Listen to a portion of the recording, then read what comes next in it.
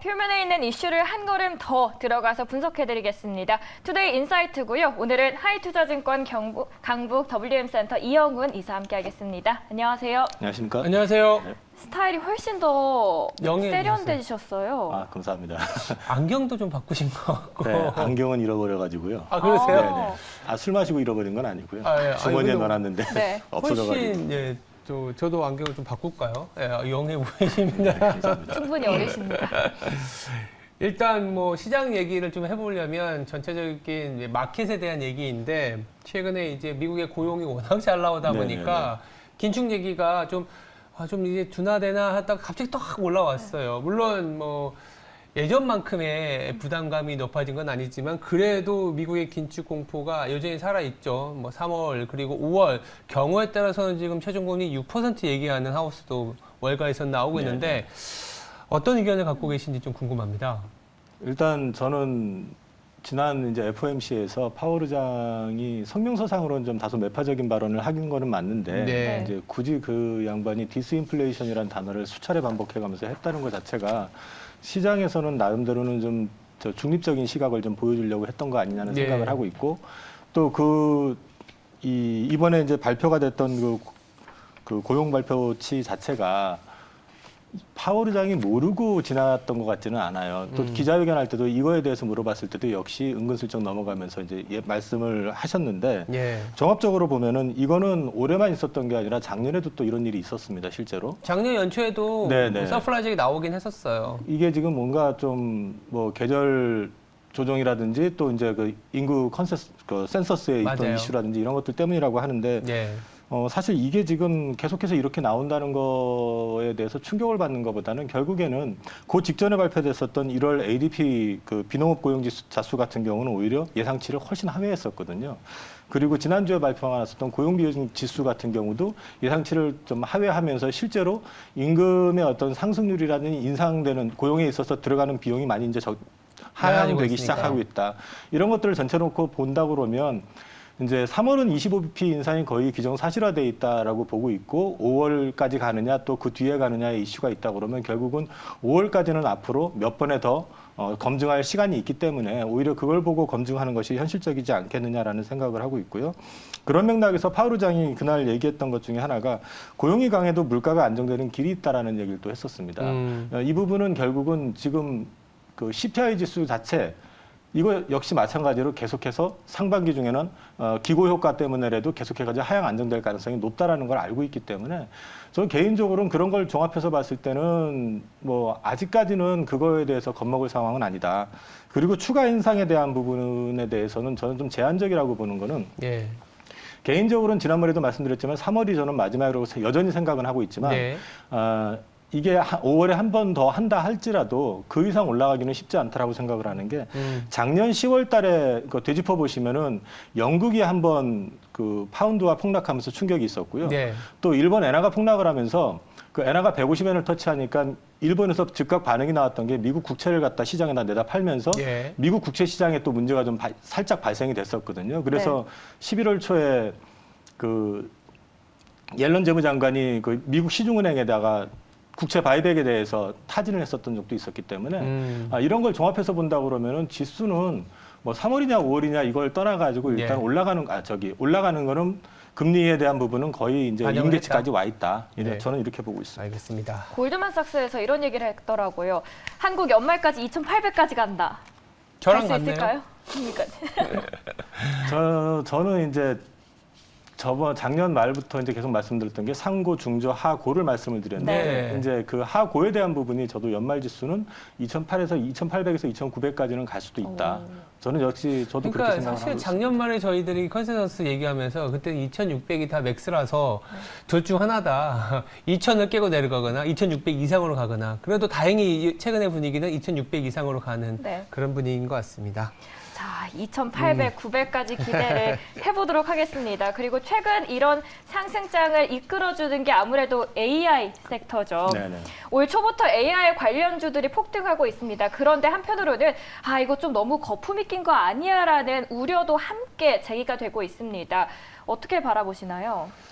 저는 이제 딱 보면은 재작년이었나요? 메타버스 열풍하고 약간 비슷한 흐름이 보이기는 하는데 네. 그거하고 좀 차이는 솔직히 말씀을 드리면서 개인적으로 메타버스 그때 열풍이 일었을 때 그걸 이해를 못했어요. 네. 왜 NFT라는 거가 이제 시장이 형성이 돼가지고 그걸 돈 주고 사야 되는지 내가 그냥 다운받아서 보면 되는 거지 그걸 왜 소장을 하고 돈의 가치가 얼마만큼인지 이해를 못했기 때문에 공부하다가 시간을 다 보냈습니다. 그래서 큰 상승에 편승도 못했지만은 그 이후에 박살이 났던 부분에 대해서도 전혀 데미지가 없었거든요. 저는. 그렇죠.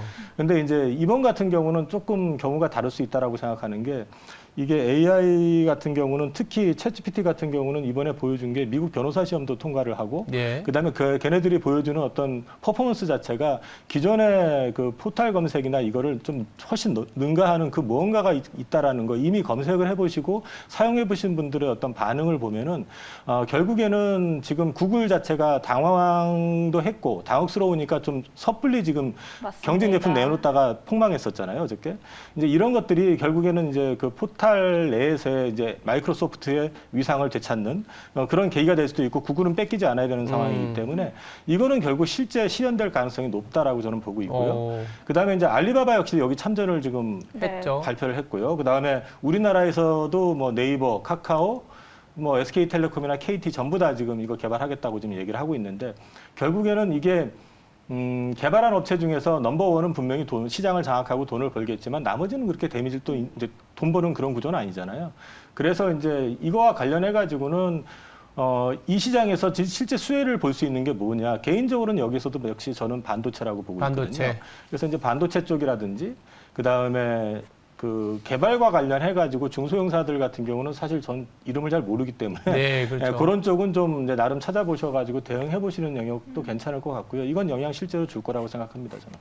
그러니까 이 인프라와 관련돼서는 어떻게 보면 무조건 더 확장이 돼야 되기 때문에 메모리 시장 쪽은 또 기회가 될 수 있다. 이거하고 맞물려 가지고 네. 저기 서버가 지금 아마존이나 이런 데서 보통 3년이 이제 수명 만기인데 데이터 이걸 다 센터. 5년으로 데이터 센터가 5년으로 지금 다 수명을 연장을 시켜놨었는데 예. 이게 이제 보통 활성화되기 시작하면은 그 교체 수요가 의외로 빨리 일어날 수도 있다. 그래도 해야겠죠. 네네. 그렇게 되면은 이제 반도체에 대한 부분은 저점을 지금 통과하고 있거나 지나고 있는 상황이고 생각보다 내년 되면서 이쪽이 빨리 돌아설 수 있다. 저는 그렇게 생각하고 있습니다. 알겠습니다. 이렇게 약간 어떻게 보면 우리나라 시장 전체적인 흐름을 바꿀 수 있는 게 반도체인데 반도체 메모리에 대한 수요 그리고 데이터 센터가 뭐 이게 교체 수요가 되면서 생각보다 수요 쪽에서의 아이디어 나오고 있는 거고 한편으로 미국 쪽의 아이디어 있는데 올해 시장이 좀 또 강하게 올라온 게 또 중국의 영향도 있습니다. 네네. 여기 중국의 리오프닝에 대한 기대감은 좀 있긴 한데 사실 또 잘 보면 중국에 대한 기대감은 하지만 우리가 저도 어저께 업종별 수익률을 그려봤더니 생각보다 많이 못 올랐어요. 대부분 은행, 반도체, 소프트웨어 이런 쪽이 있긴 한데 리오프닝 섹터 이제 좀 봐야 된다 이런 얘기들이 있거든요.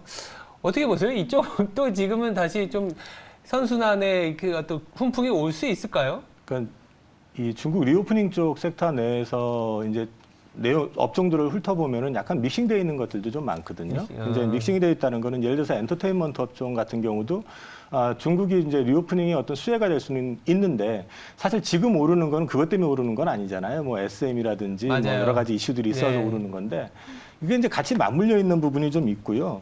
그다음에 이제 리오프닝 됐을 때 저는 일단은 가장 큰 데미지를 입었었던 업종 중에 하나가 코로나로 인해서 많이 망가졌었던 게 카지노 쪽이잖아요. 카지노. 예.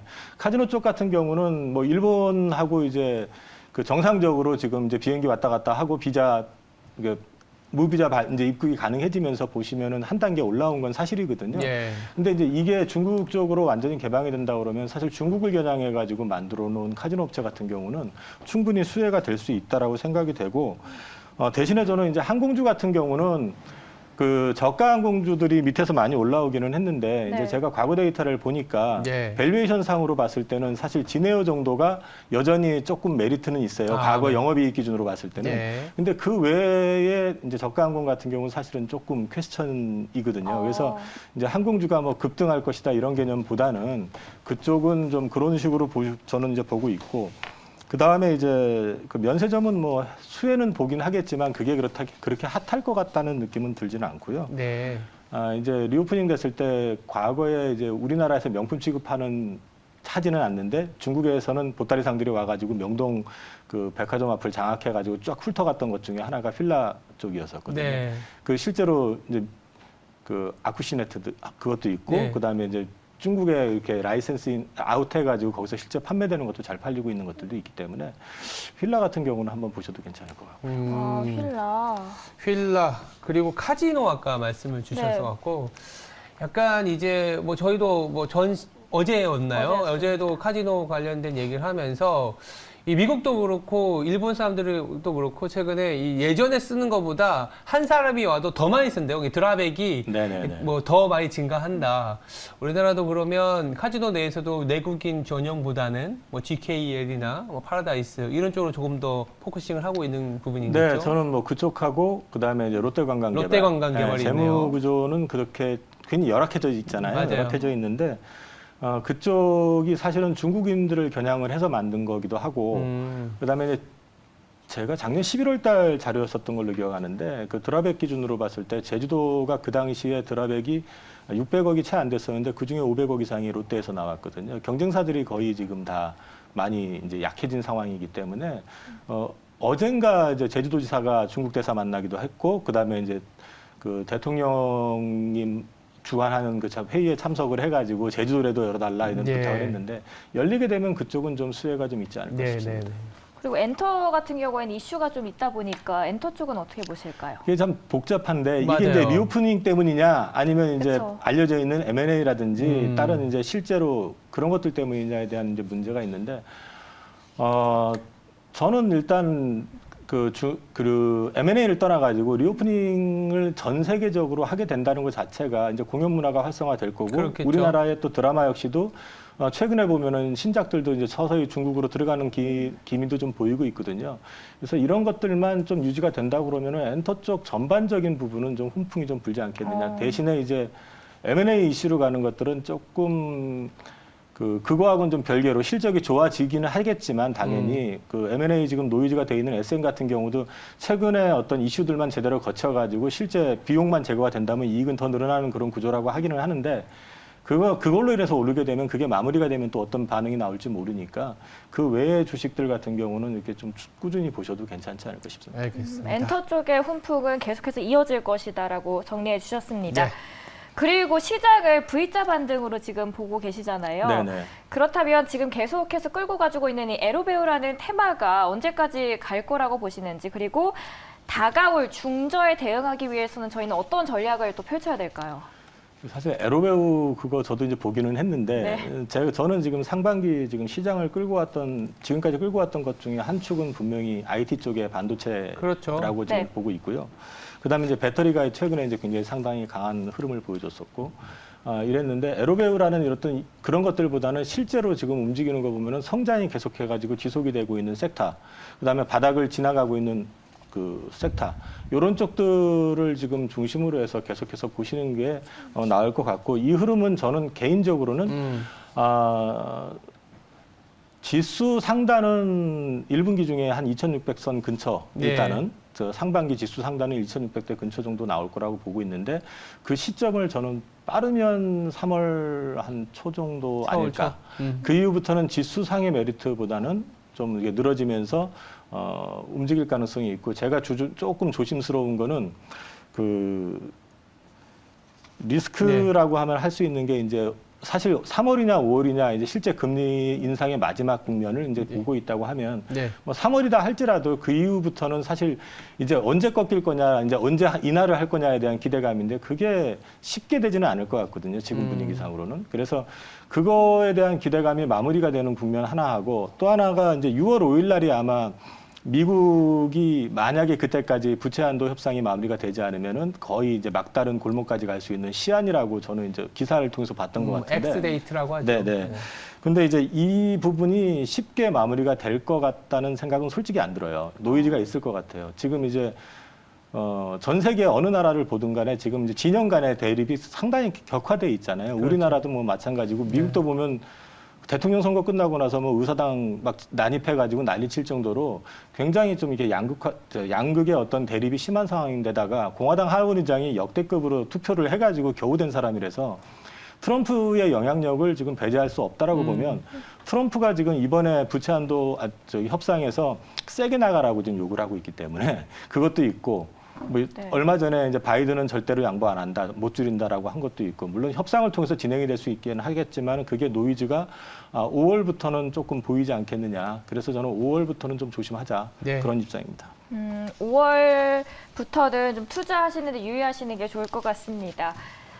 자, 그렇다면 네. 투자 전략 네, 어떻게 갖고 가야 될지. 네, 뭐 1분기까지는 계속 그리고 3월 FOMC가 3월 23일이기 때문에 단기적으로는 그때까지는 충분히 우리가 리스크 안에서 뭔가 아까 말씀하셨던 반도체라든지 전체적인 실적이 나오는 성장주 위주로 가야 된다. 이렇게 보시는 거죠? 네, 저는 1분기는 계속 바벨 전략으로 성장주, 가치주, 대형주, 중소형주 계속 안고 가는 전략하고 네. 그다음에 반도체 칩메이커라든지 EUV 쪽 관련된 거, 그다음에 전장 쪽 이런 것들이 더 성장과 관련되는 전장이나 그린에너지, 2차 전지 이런 것들은 꾸준히 보셔도 괜찮을 것 같습니다. 네.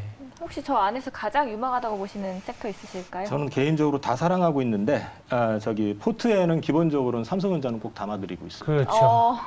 삼전. 삼성전자는 뭐 어쨌든 이 가격에서는 어떤 이슈든 삼성전자한테 플러스가 되는 거죠. 악재가 되더라도 삼성전자는 살아남아 이렇게 되기 때문에 그렇게 보셔도 될 것 같아요. 삼전은 담는 걸로 하겠습니다.